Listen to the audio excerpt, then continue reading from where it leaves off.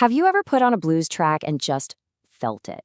That deep, soulful sound that seems so complicated and full of emotion. Well, what if I told you it's all built from a few surprisingly simple ingredients? Today, we're going to open up the cookbook and find that secret recipe together. You know, it's funny, we all say it, right? I've got the blues today. And that's not a coincidence. That feeling, that raw human emotion, is directly wired into the DNA of this music. So here's the big question. How does it work? If we were to break a blues song down, kind of like a chef taking apart a famous dish, what would we actually find inside?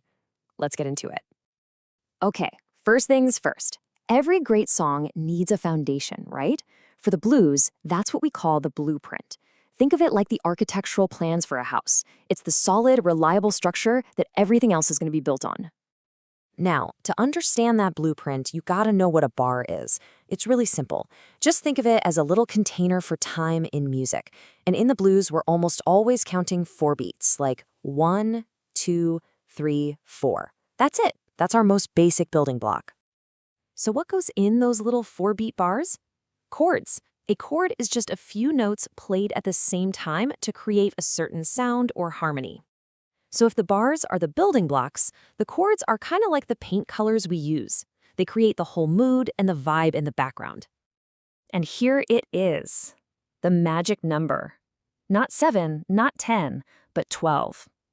This number is everything. It defines the whole pattern, the length of the musical idea that's going to repeat again and again and again, all the way through the song.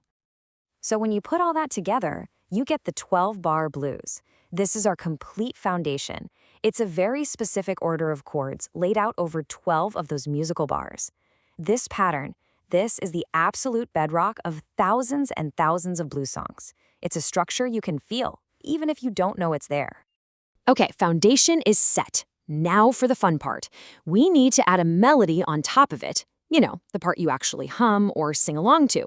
But here's the thing, you can't just use any old notes. You need a very specific set of notes to get that classic bluesy sound.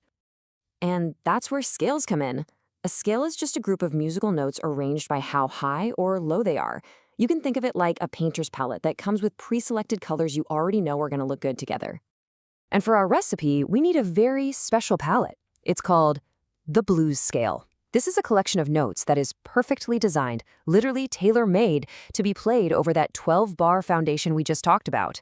This scale is what gives the melody its unique, soulful character. And here they are. This is the C blues scale.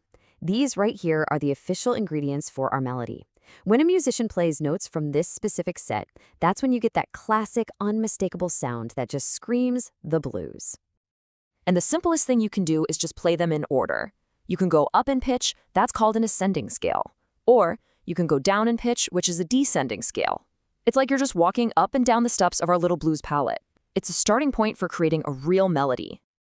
All right, we have our structure and we have our special melody notes. But right now, it's just a skeleton. To make it breathe, to make it feel something, we have to add the soul. These are the final essential spices in our recipe. This is where the real magic happens. Improvisation.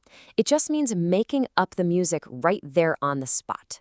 So a musician knows the 12-bar blueprint and they know the notes from the blues scale, but they have the total freedom to play those notes however they feel in that exact moment. It's not about reading music, it's about having a conversation. And here's one of the most important secret weapons for adding that soul, a bent note. This is when a guitarist or even a singer literally bends the pitch of a note as they're playing it, usually pushing it a little higher. It creates that iconic, wailing, almost crying sound that is pure emotion turned into music. So there you have it. When you put all of these pieces together, what do you get? You get a complete toolkit for understanding and even making the blues.